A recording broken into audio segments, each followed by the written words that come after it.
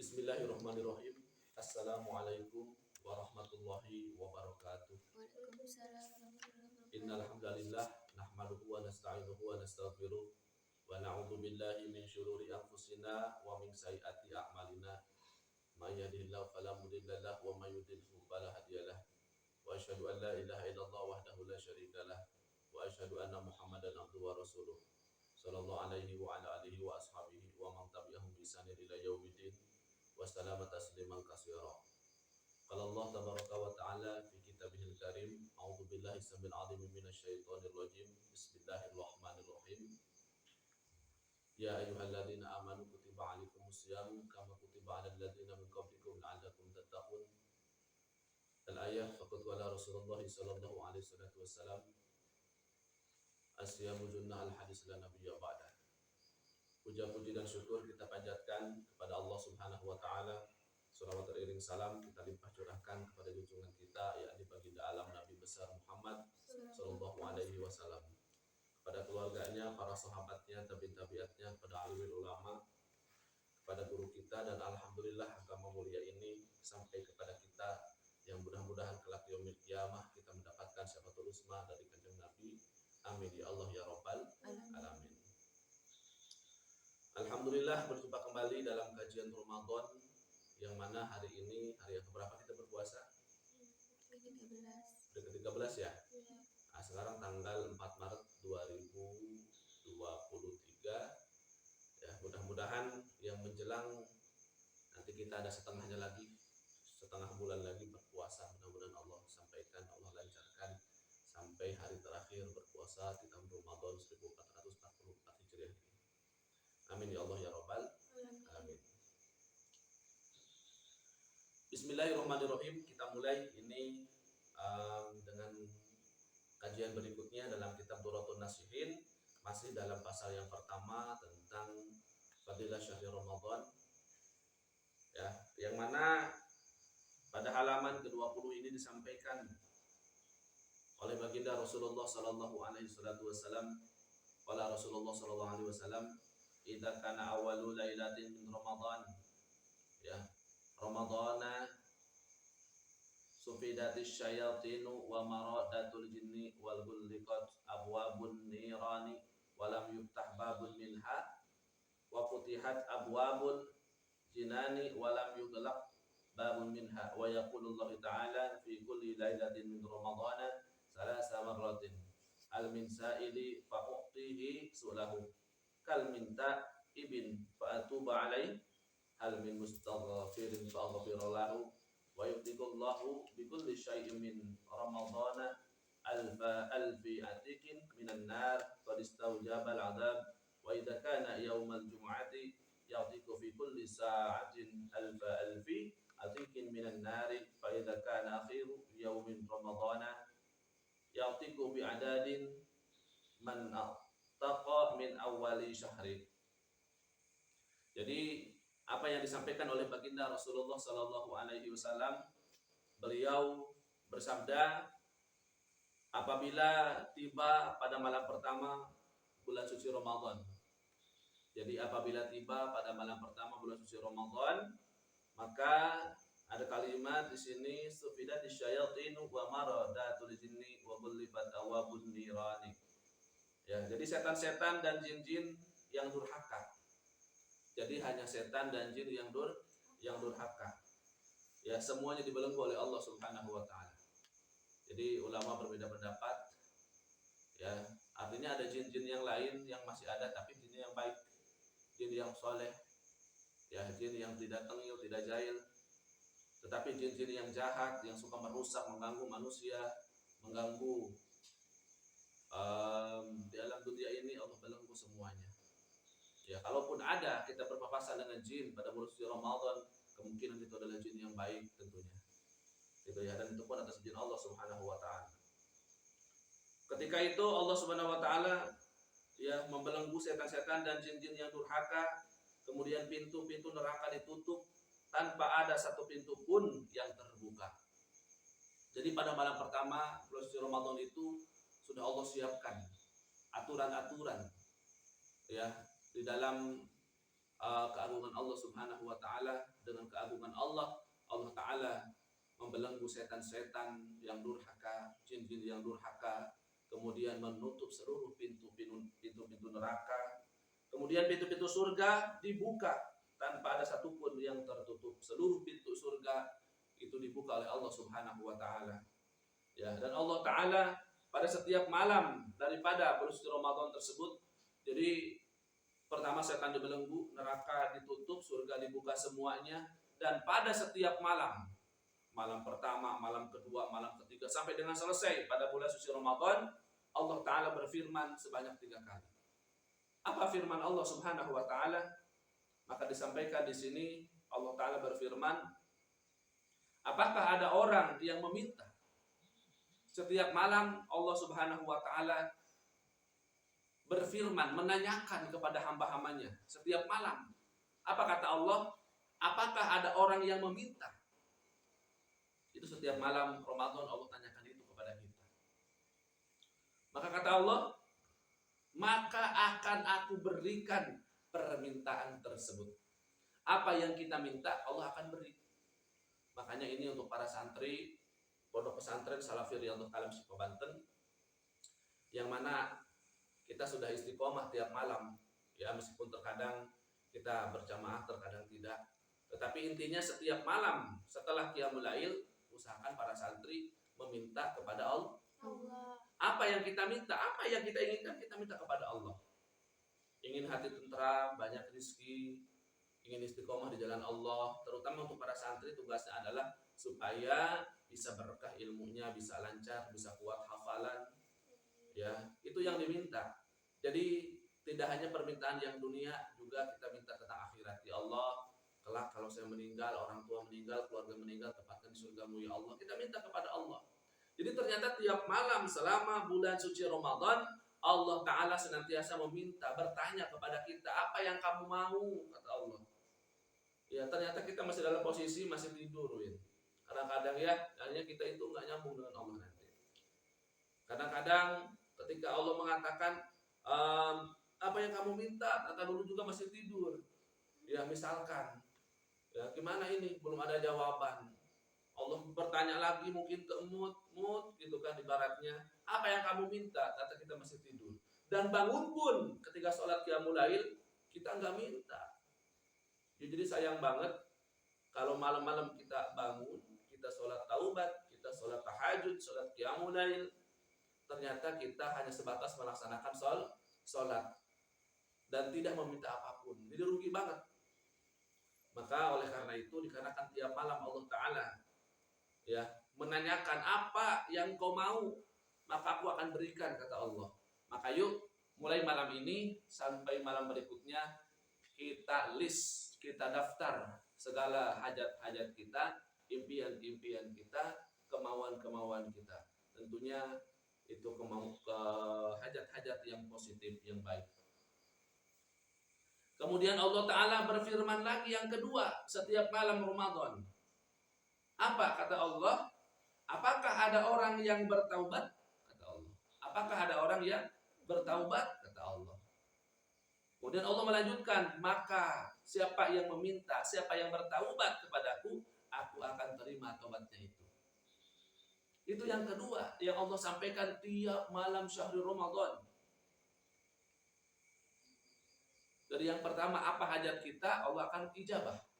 Yang kedua, jika ada hamba-hamba yang berlumur dengan dosa, dengan maksiat, dengan perbuatan-perbuatan yang melanggar hukum-hukum syariat tentunya, maka Allah Subhanahu wa Ta'ala menanyakan kepada kita, adakah hamba-hambaku yang bertaubat di sini? Misalkan. Ya.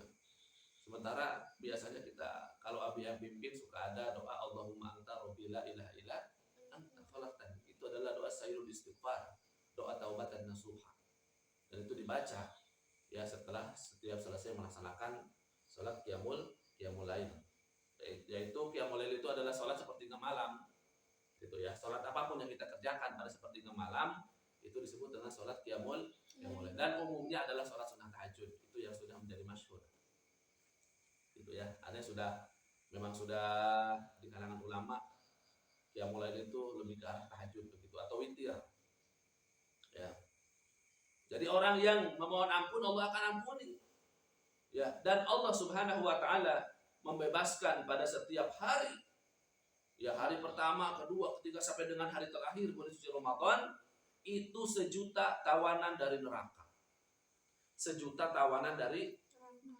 Jadi kalau ada orang dari zaman dulu sudah masuk neraka, dia durhaka sejak zaman Nabi Adam, ya, Nabi Idris, Nabi Musa, terus ya banyak orang-orang durhaka yang tak mau sholat, yang durhaka pada orang tuanya, yang zalim kepada orang lain, kan mereka dimasukkan ke dalam neraka. Maka setiap 1 hari bulan suci Ramadan, saking agungnya bulan suci Ramadan, itu 1.000.000 ahli neraka sama Allah dibebaskan. Ya, dibebaskan di sini ada 2 penafsiran ulama. Yang pertama, dibebaskan, dikeluarkan dari neraka. Yang kedua adalah dipending dulu hukumannya. Dipending dulu. Jadi kalau dia misalkan begini, 1 waktu sholat ditinggalkan, ya, 1 waktu sholat fardu yang ditinggalkan, berapa tahun dalam neraka? 60.000 tahun. Jadi jangan dianggap sepele. Ya, kita misalkan bilang, cuma duhur doang ketinggalan. Hati-hati loh, 60.000 tahun. Tapi kan asal juga waktu itu kan gitu, kita punya alasan tertentu. Yang pasti sengaja meninggalkan sholat itu hukumannya 60.000 tahun dalam neraka. Gitu ya. Misalkan kita udah ditulis 60.000 tahun, ketemu bulan suci Ramadan sekarang, maka selama 1 bulan kita dipending dulu hukumannya. Begitu ya. Jadi harusnya ahli neraka tersebut diancam. Tapi dikarenakan kemuliaan bulan Ramadan ini, ya tadi itu dipending. Dan apabila tiba hari Jumat,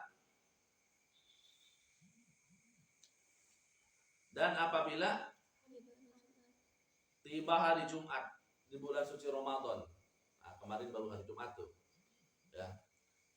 Setiap kali datang hari Jumat pada bulan suci Ramadan, maka Allah Ta'ala membebaskan di setiap 1 jam atau di setiap jam itu 1.000.000 tawanan dari ahli neraka. Ya. Jadi beda. Kalau hari-hari selain Jumat mah dalam bulan suci Ramadan itu sehari 1.000.000. Tapi kalau khusus untuk hari Jumat bulan suci Ramadan itu setiap jamnya 1.000.000. Loh, emang begitu banyaknya ahli neraka? Banyak. Ya. Rata-rata yang ahli neraka itu kebanyakan halusinasi. Kenapa? Rata-rata pengen ke surga tapi amalan-amalan neraka. Siapa sih yang nggak mau ke surga? Ya. Orang yang nggak sholat mau ke surga. Orang yang sholat apalah. Kadang-kadang kemudian ngaji, orang yang ngaji biasanya ada keinginan mau masuk ke surga, betul enggak? Orang yang ibadah ada keinginan masuk ke dalam surga, betul enggak? Kalau itu sih nggak jadi masalah. Yang bermasalah kebanyakan orang halusinasi, mau enaknya saja ke surga tapi ibadah tidak mau, puasa tidak mau, sholat nggak mau, ngaji juga nggak mau, kadang-kadang gengsi, kadang-kadang ada rasa malu, minder. Sholat juga dianggapnya lah cuma sholat biasa doang, misalkan tidak mengena ke dalam hati loh. Bukan masalah itunya, masalahnya kita harus mengikuti aturan Allah. Sebab surga dibuat oleh Allah, jadi yang punya hak mengatur adalah Allah Subhanahu wa Ta'ala. Ibarat di pondok di sini, ya, dikarenakan pondok misalkan yang memimpin adalah abiyah, berarti abiyah yang ngatur. Ya, kenapa? Kalau pondok-pondok abiyah diatur oleh abiyah tidak jadi masalah. Nah, ini yang bedakan misalkan pondok-pondok abiyah tapi yang ngatur misalkan santri. Nah, itu nggak boleh. Begitu pun surga. Surga itu milik Allah. Jadi yang ngatur adalah Allah. Ya, kadang-kadang kita begini, nggak mau sholat tapi kita mau ke surga, itu kita ngatur Allah. Ngatur Allah nggak boleh. Ya, kita misalkan, ya Allah saya nggak mau sholat tapi mau dalam surga. Nah, itu nggak boleh. Jadi kita kurang adab kepada Allah. Artinya, ya Allah ini kan surga punyamu. Ya, jadi engkau mau masukkan saya ke surga ataupun tidak ya tergantung dirimu ya Allah. Tetapi setidaknya kalau kita menjalankan perintah Allah, maka Allah adalah akan membalas ibadah-ibadah kita. Salah satunya adalah surga. Tapi ingat, surga bukan jadi patokan. Orang-orang yang ahli makrifat, yang dekat kepada Allah, tujuan kita ibadah kepada Allah adalah mencari ridho Allah Subhanahu wa ta'ala. Kalau Allah sudah ridho sama kita, ya sudah sayang sama kita, ya, maka kesalahan-kesalahan kecil pun akan dimaafkan oleh Allah, dan kemudian kita masuk ke dalam surga.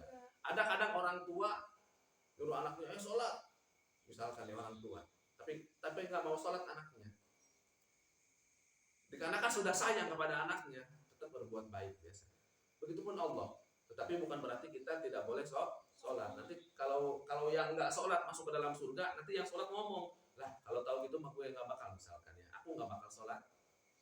Karena yang nggak sholat aja masuk ke dalam surga. Jadi Allah harus adil, dan pasti Allah maha adil begitu.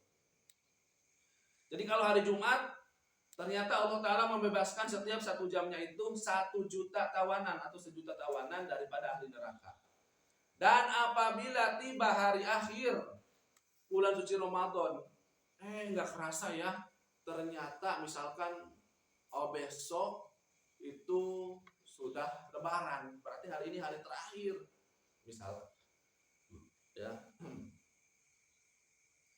maka Allah Ta'ala akan membebaskan sebanyak orang yang telah dibebaskan sejak awal bulan hingga akhir bulan Ramadan. 1 hari 1 juta yang Allah bebaskan. Kalau 10 hari berapa, Win? 1 hari 1 juta yang Allah bebaskan dari neraka. Kalau 10 hari berapa? 10 juta. Kalau 1 hari 1 juta, 10 hari 10 juta. Ditambah hari Jumat. Kalau dalam Ramadan tahun ini misalkan ada 4 kali Jumat, setiap 1 jamnya ada 1 juta, maka hari Jumat itu kan 24 jam, berarti 24 juta. Ya. Kalau misalkan dikali tadi itu ya. Kita kalau bulan ini kita ada 29 hari, Jumatnya ada 4 hari, berarti ada 25 juta, 25 hari 25 juta ditambah 4 kali 24 juta tersebut. Itu udah banyak, berapa ratus juta, berapa puluh juta. Ya. Maka pada hari terakhir, bonus hari terakhir kata Allah, ya, jumlah yang dulu ya itu digabung semua dan dilipat gandakan. Ya, kalau dulu misalkan ada hitungan 50 juta ahli neraka atau 100 juta ahli neraka dibebaskan, maka hari terakhir di bulan suci Ramadan itu juga 100 juta sama. Jadi jumlahnya 200 juta misalkan. Ya, maka itulah yang istimewa ya datangnya bulan suci Ramadan. Maka meskipun kita berlelah-lelah, ya, kita lesu, lapar, menahan haus, menahan lapar, perut kita sakit, ya kita lemah, maunya tiduran aja, maunya rebahan aja, mager lah intinya, malas gerak. Maka kepayahan tersebut ya itu memang risiko kita sebagai orang-orang yang meneruskan ajaran Islam, ya, dan berpuasa itu bukan pada zaman kita saja, sudah ada di zaman-zaman sebelumnya. Dan oleh karena itu, insya Allah dengan berpuasa banyak hikmahnya, tidak hanya lapar dan haus, tetapi di sisi lain Allah Ta'ala pun secara medis, ya, banyak orang yang diet pada bulan suci Ramadan. Banyak orang yang sudah terkena penyakit tapi dengan berpuasa jadi sembuh. Atas wasilah berpuasa banyak sebetulnya ya. Dan kita beruntung sesuai dengan apa yang Abiyah sampaikan, puasa di kita cuma satu bulan. Kalau di agama yang lain ada yang 2 bulan dan 3 bulan. Maka oleh karena itu mudah-mudahan Allah Ta'ala menerima segala amalan ibadah kita, mengampuni seluruh dosa-dosa kita, dan mudah-mudahan Allah Subhanahu wa Ta'ala senantiasa melindungi dan meridhoi kita semua. Amin ya Allah ya Rabbal alamin. Wallahu a'lam bishawab. Demikian yang dapat Abiyah sampaikan. Kita sudah jam 3:10. Sekarang waktunya menjalankan ibadah sahur. Ya, masak, jangan lupa. Ingat, sahur yang paling bagus adalah sahur yang paling akhir, yang diakhirkan, jangan terlalu malam. Ya, kalau sahur jam 2 itu tetap sahur tapi pahalanya dikit. Kapan yang paling bagus? Itu mengakhirkan sahur, artinya jam 4 tuh udah paling bagus tuh. Kalau setengah 4. Setengah 4 ya boleh, cuman kan gini, jangan cepat-cepat beres. Makannya boleh setengah 4 makan, tapi agak lama gitu ya. Jadi masih agar tetap termasuk kategori sahur. Makanya Abi itu jam yang namanya sahur kan makan minum. Makanya Abi kalau jam 4 nunggu subuh pasti ngopi di sini. Karena Abi tetap pengen dicatat masih dalam keadaan sahur. Jadi jangan sampai habis jam 4, misalkan jam 4 kita udah keburu beres, nggak makan apa-apa lagi. Berarti kan udah selesai sahur kita, maka terlalu malam. Kalau terlalu malam, Masya Allah, sedangkan kata Nabi itu ya disuruh kita sahur, karena di sahur ada keberkahan di dalamnya. Maka yang mengakhirkan sahur pahalanya besar. Ya, meskipun sunnah tapi pahalanya besar. Maka nanti jam 4 lewat kita makan ngemil. Jadi kalau sahur itu kalau makan nasinya kita boleh tapi jangan terlalu banyak. Artinya kita sisanya ngemil supaya masih kategori sahur. Kita kan subuh nanti jam berapa tuh? Jam 4 lewat 40. Ya, jam 4 lewat 30-an kita sudah imsak selesai. Imsak itu adalah pertanda kita harus menghentikan makan. Artinya kalau udah imsak masih mau minum ya masih boleh sebetulnya selama nggak lewat adzan subuh. Misalkan kita pas lagi tidur imsak, aduh ini gimana belum sahur nih, kita masih boleh makan, masih boleh minum, yang pasti itu jangan lewat adzan subuh, karena subuh itu sudah mendekati isyraq atau fajar. Ya, maka kalau sudah timbul cahaya maka kita nggak boleh makan, sudah kategori haram. Ya gitu. Kemudian untuk berbuka puasa pun, ya bagaimana kalau kita menganggap sekarang kayaknya udah buka deh, ternyata ya belum waktunya buka, kita udah buka duluan, maka puasa kita gagal. Ya, puasa kita gagal. Maka ini masalah berbuka itu ya, mudah-mudahan ini Ilham tidak ini ya, tidak salah adzan begitu ya. Artinya betul-betul harus sesuai dengan jam yang sudah ditentukan oleh Kementerian Agama. Karena di sana itu sudah ada hitungan. Setiap 1 detik, 2 detik itu sesuai dengan hitungan hilal atau ruqyah gitu ya.